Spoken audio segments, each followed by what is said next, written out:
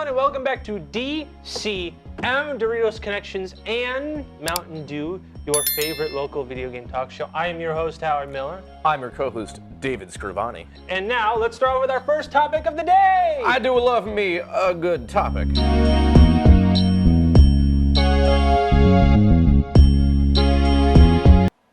So a little while ago, Xbox Live services, they went down. Now this was fixed kind of immediately in America, but it didn't go so fast for Europe. It was like a week, and people discovered something. When you buy digital games off the Xbox store and Xbox Live is down, you can't play them. Yes, apparently, and we're now finding this out, Xbox has online DRM on their store. Now what does that mean? Now I totally understand. Those are big funny acronyms that I'm just throwing out there, and it's not the title of our show. What do the letters mean? I don't know, but essentially, to put it in simple man's thinking, is that DRM is you have a video game that you spent real money on, and what it does hard-earned dollars. Your hard-earned dollars. As if video games doesn't cost enough with it being $70. You buy the game, and then you hit play, and for some reason, it sends checks to a server to ensure that not only do you pay it, you are online. And if you fail those two criterias, it blocks you from playing the game. Now, this happens a lot on PC. This happened a lot in the early 2010s, where let's say you bought Deus Ex Mankind Divided, right? For example, I don't know if this actually happened, but let's say, for example, it's a single-player game. You buy the game, and for some reason, you need to be online to play the game. You go, what? What? Why? And then as you play the game, if you ever so go offline, the game stops you from playing the single-player game because it doesn't believe that you purchased the game because it couldn't connect to the internet. I do not have to explain why this is the stupidest thing ever conceived in the history of man. This is almost as stupid as when video game companies would try to lock content behind paywalls for used copies of video games. This is a terrible idea, but apparently all of the Microsoft Store is like this for all digital purchases. Now, it's bad enough that an Xbox disc doesn't have the game on it. It has a license that gives you approval to install it online for a good chunk of discs. That's already bad enough, right? But to have a whole storefront and a whole digital-only console, and then if you lose connection with Xbox Live, not the internet, Xbox Live, you cannot play a single video game on it. That is insane. I mean, I barely know what to say. I mean, that it's the fact, because, like, I have a decent internet connection. Not everybody does. So what, I mean, you and I, we went to the same college. Internet kind of sucked there. Oh, horrendous. What if, you know, if your internet goes down, you can't play anything. You can play absolutely nothing. It's like, I don't know who thought this was a good idea. I don't know what they were smoking. If so, I want in. I don't want it. It's probably bad stuff, if you ask me. But yeah, it seems there's a word for it that I am thinking of, but I can't. It's like right on the tip of my tongue, but I can't think of it right now. But it's basically like you're alienating people from playing games. Basically, you know, if you don't have a stable connection, you know, sucks for you. Basically, you know. And it's really weird considering that this has been going on since the early 2010s on PC, and it's pretty clear that the whole entire PC fan base, all kind of collectively, which is rare, all collectively agree that this is the stupidest idea ever for the past decade. Gamers never agree on anything. Oh, of course, especially PC gamers. Exactly. Oh, so like the fact that like Xbox, I guess this whole time has just decided, yeah, this seems smart. And then they're like, we're gonna go into cloud streaming. Okay, now hear me out. So not only do you have to have good internet, you have to be connected to Xbox Live to use that cloud service they're pushing? That just seems like a recipe for disaster to me. And it's like, I get it, right? Physical media, it's dying out. It really shouldn't, though. We can have a discussion on that another day. But if we're really going to stick to digital only, if I pay money, if I pay with my wacky bucks, okay, for like any game on that store, I should download it to my ginormous mini fridge of an Xbox Series X, and then hit the play button. You and then should no be matter able to what, play it. and I'll be able to play it. But why you would have DRM to be like, oh, well, your connection to Gold spotty, you might have pirated. How did I pirate a digital purchase for a game I bought like a year ago? You plugged in your shady-looking flash drive, and you were like, "I'm stealing from Microsoft." Yeah, I gummed the Ethernet connection to bypass authenticity checks, so I can get any game I want for free. What you think? Like, what's his name? Dick Dastardly's gonna steal all your digital games? Like, bro, what? I don't get it. It's very silly, and I'm hoping that this will just be like when they tried to boost the price of gold, and we all collectively bullied them, saying, "Hell no, you are not raising the price of gold." More people should bully companies. That's the It's the moral. only thing anything ever gets done. Yes, that is the literal only way to change things. But yeah, no, we'll keep you posted on if anything changes, but that is... My guess is it probably won't. It will either won't, or they'll be like, okay, we're sorry, and then they'll change it. Because last time they went, okay, we're not changing the price of gold. Here's an extra game with games with gold. Here's the first Resident Evil. Have fun, fellas. Bye. So maybe, we'll see. So maybe. So We'll keep you posted. Best case scenario, I won't be affected, but I get another free game, so I don't mind. Through some quick reviews.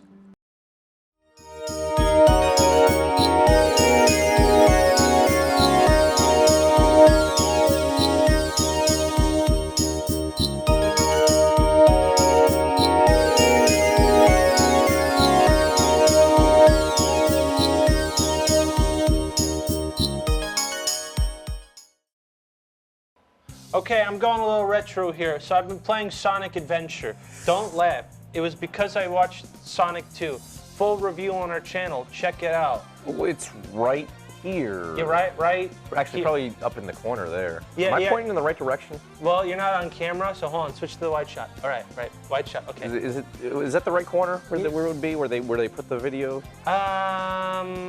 Just in case, point over there. Just in case. I'll we point cover in both bases. directions. It's in one of these corners. Yeah. So I decided, okay, I'm gonna play some Sonic games. So I played Sonic Adventure 1. Note, I haven't played this game in a decade. And I also never beat it because I hated Big the Cat. More on that later. But I didn't realize, because I played Sonic Adventure 2 kind of recently, and I realized I didn't like it that much. It was okay. And then I'm playing Sonic Adventure 1, and I go, oh, this one's also okay. So what is the plot?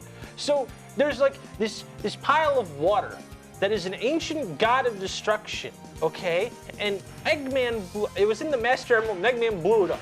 So now this puddle of water is coming out, and Sonic's kind of vibing in the city. I'm doing my best, please don't laugh. And this thing gets stronger with every Chaos Emerald it gets. So you have to play as Sonic and collect all the Chaos Emeralds, but wait! As Billy Mays once said, but wait, there's more! You can play as Tails, Knuckles, Amy, and new characters, Big the Cat and E102 Gamma, right? It was Gamma? Mm-hmm. Okay. And tell their own stories of what happened during this whole saga. Now, I never believed that this game was glitchy. Because when I was a kid, I remember, I'm going fast at Sonic speeds. I'm Knuckles the Echidna. It's like stuff like that. Yeah, I can't. Kids don't know how to spell it. Say Echidna. That's fair. Bro, at the end of Sonic 2, they said it was Sonic.exe. Okay, That's kids true, are dumb. that's true. All right, I did see that. So I didn't realize that it is really very, very, very glitchy. I was playing the game. And actually I was surprised. I'm like, wow, I'm not dying. I guess now that I'm older and I'm a big hunky man, I'm actually a good gamer. I'm a good gamer now. and then I run with Sonic, and then he fell through a hole that didn't exist, and I died. Yeah. But the funny thing is, Sonic is the only character where that ever happened with me. Everyone else was fine. So I don't know what happened there, but Sonic's, you know, as fun as he can be. He zips through levels. Tails, you do this, you race against Sonic, but you can fly, of course, which you'd think that'd be the glitchiest broken thing ever, but somehow Tails was like the least glitchy playthrough I had with everything. No, yeah, because you can just skip most of the level by flying. Yeah. That's the whole point of his story. So he's fun. Knuckles, you find 3 emeralds in the scavenger hunt, and I like it way more than I like the Sonic Adventure 2 one. Because Sonic Adventure 2, you had to find the emeralds in a specific order. So if you're near the 3rd emerald and you don't have the first, you won't see it. But you know, this one, you're near any emerald, you collect it. Amy is by far the most story-driven one because there's like 3 levels to it, and it's just okay. You have to run from this big, ugly robot that tries to chase her because the bird has a Chaos Emerald, that, you know, the bird that's hanging out with Amy. In E102 Gamma, still has probably the best written story of any Sonic game, where he realizes that he is a bird in a machine and wants to free all of his brethren, realizing that Eggman's just going to dump him the moment he's not useful anymore. So he goes around killing his family. To free them. And it plays like a like a little, shooter, like a twin stick shooter. And then Big the Cat is a fishing game. I said a lot of undesirable words when playing that, even though it's only 3 levels. I don't know why there's a fishing minigame. There's only 3 levels, and I never beat it. So I never noticed that if you beat all of them, you get to play as Super Sonic. I didn't know this. I never beat Sonic Adventure 1 because I hated Big the Cat so much. And so Chaos gets all the emeralds, and he becomes Biollante from Godzilla, but like water. And you have to be Super Sonic to kill him. And I pretty much got all my childish excitement out of there because I never saw it. And yeah, it was fine. It got my nostalgia going, but I'm realizing like, oh man, maybe of all the games that, you know, I replayed and I'm like, masterpiece, like, you know, SpongeBob Battle for Bikini Bottom. This game, it's okay. It's okay. It's fine in retrospect. It's fine. I'm feeling like a 6 out of 10. I played this via Xbox's backwards compatibility, which I think is the only way to play it other than PC. It's not on PlayStation 4, I think. I don't think so. I don't know. And it's not on Switch. I'd have to double check on the PlayStation. I'm not sure. But yeah, so that's Sonic Adventure.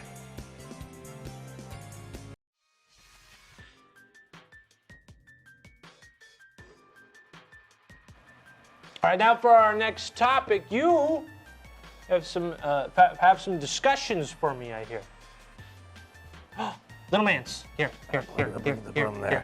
Our topic of discussion here to talk all about is his newest appearance in hit game Call of Duty Vanguard. Wait, what? So, I don't know the difference between Vanguard and Warzone. Are they the same game? Are they 2 different games? I don't know, and I don't care. But all I know is that recently there was a Godzilla vs. Kong crossover. First off, that movie came out a year ago, so this crossover is a little late. But the main thing is, I've seen a bunch of people talk about this online. This is not the first crossover into a hit video game we've had with Godzilla. He was recently also in hit battle royale Fall Guys. So people are kind of thinking like, all right, when are we gonna get an actual Godzilla game? I mean, Call of Duty, who cares? Fall Guys was cool for a couple months. When it was free. Is it not free anymore? No, it was a PS Plus game for the month. It's like $20. That's why I got it for free. But yeah, so the last real Godzilla game we got was in 2014. It was just simply titled Godzilla on the PS3 and PS4. Masterpiece. Oh God, I loved it. It was a masterpiece. Don't believe him. It was kind of a terrible game. But I like the fact that it was the worst thing I ever played. It was so fun hitting buttons and things may or may not happen. May or may not happen. It didn't do very well, obviously, but we haven't had a Godzilla game since, so what's going on here? Why are we only getting crossovers? And I think, Toho Studios is really pushing Godzilla to be more of an international pop culture icon. And we have the MonsterVerse. We have, they have an official English language YouTube channel now. That we have two different Netflix series for Godzilla, and tons of merchandise, clothing, all kinds of stuff. And a lot of people, myself included, are thinking like, there's a big gap here that can be filled with a decent game. Where fill this gap, please, for God's sake. Now, see, so it is really weird how first of all they're doing Godzilla versus Kong a year later. A year later. It's like so it's like I've seen some of the images. There's like a Godzilla armor that you could get in Call of Duty. Yeah, so I think in Vanguard, which is the actual game, and Warzone is like the battle royale. I think in Vanguard you can get both weapon skins and player skins, and they look. One of them looks really stupid. It basically looks like you're wearing a Mechagodzilla onesie. Okay, but you said it was bad, and that sounds kind of amazing. And then in Warzone, they have Godzilla and Kong as like hazards in the game, which is actually kind of cool. Okay, that is kind of sick. I saw some footage of it earlier today. It actually looked kind of neat. Now, will it get us to play these video games? Absolutely not. I will not. I mean, I think Warzone's free, but I'm not. That's too much money already. I'm not installing all 70 gigs of Call of Duty. 70? It's like 120. Okay, God, I was being generous apparently. No, you ain't being generous. Okay, and also I'm not paying $70 for Call of Duty. Yeah, no. I'm not paying $70 for video games. I haven't played a Call of Duty game since Black Ops 2, and I'm keeping it that way. I unfortunately played Black Ops 3, and that was a mistake. I forgot Black Ops 3 existed. Oh, that means you didn't play Black Ops 4. No, I didn't play Black Ops 4. But so there is a weird gap. Now I do appreciate that that they're finally licensing Godzilla out to other things. Mm-hmm. I think that should always be heavily pushed. Like, don't be a stingy man over your copyright. Okay. Yeah. Which they have been, infamously been in the past. Of course. But a game, now we're going to have to ask ourselves, right? What could we do for Godzilla games? Right? Now, first of all, I'm thinking you make an HD trilogy of all the fighters. People have been asking for that for years now. Yes. But the company, Pipeworks, I think does not exist anymore. Okay. So that kind of throws a wrench into things. There was one of the developers, one of the people who worked at Pipeworks, had a Kickstarter for a game which went through a number of different name changes. The one I recall specifically was Colossal Kaiju Combat. Colossal Kaiju Combat? Yes. Okay. So that had a Kickstarter and nothing ever came of it to this day. They had some licensed characters, not Godzilla, but they had Jeremy Robinson's Nemesis in the game. Well, the game that never existed, basically. So that was supposed to be kind of a spiritual follow-up, but obviously it wasn't licensed with Godzilla. I mean, now we have other games like Gigabash that are kind of carrying on the torch. That is a spiritual successor that actually is coming out very soon. that is carrying the torch from those like kaiju arena brawlers. And also don't forget Override. Override, of course. That has Ultraman. Ultraman. Yes, it has Ultraman in the game. And Override 2, yeah. Yeah, which I've been meaning to get, but I haven't picked it up yet. Yeah, Override and Override 2. Yeah. But there's still no actual Godzilla video game. I mean, there are the mobile games, but who the heck plays mobile games? I do, because I featured it on the What You've Been Playing segment. Yeah, but the servers are probably already shut down. I'm pretty sure they're still up, but it's a buggy mess, so I stopped playing it. Yeah, because mobile games are terrible when it comes to keeping games alive for more than 2 years. Actually, I think the servers are pretty terrible. Last time I opened it, it like took me way too long to find a match. So, yeah, the servers are kind of crappy. So we got to think, what could they do with Godzilla? Well, so oddly enough, I think Call of Duty kind of is like, they're like right on the edge of something good. Because back when the first MonsterVerse film, just Godzilla, the 2014 film came out, there was like this free online Unity game where you were one of the people who Halo jumped down, you were one of the soldiers to like find survivors, and that's what you did. You went through this ruined city finding survivors, and like with the threat of Godzilla looming. And it was a really cool like proof of concept thing, and I'm shocked that we haven't really gotten anything like that. Yeah. I think that would work incredibly well. Oh, wait. It was almost like a survival horror kind of thing. Yeah. Or it's or make it a little bit like Dead by Daylight, where it's 4 dudes in mech suits fighting a variety of Godzilla monsters. That would be very cool. Kind of like that manga I was telling you about, Kaiju number 8.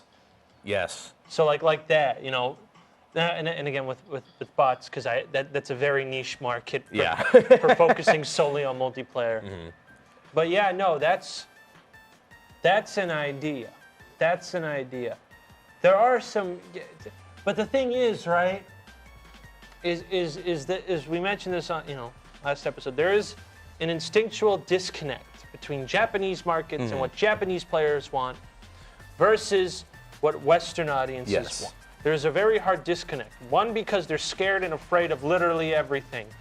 And 2, they just actually don't know. There's no really open channel for people to communicate stuff they want, right? So now we have to think, okay, in Japanese mindset, what would people want? And I already thought of the greatest thing ever. Okay. Turn-based RPG. with little chibi Godzillas and his friends. You know what, actually, now that I think about it, what could be fun, and actually I think there is a mobile game sort of like this, kind of like tower defense is not the right genre, but it's the only thing, it's the term I'm thinking of. It's not what I mean, but like you basically, you set up defenses to defend against a kaiju attack. Oh, I think that is turret defense technically. Okay, all right. Because there was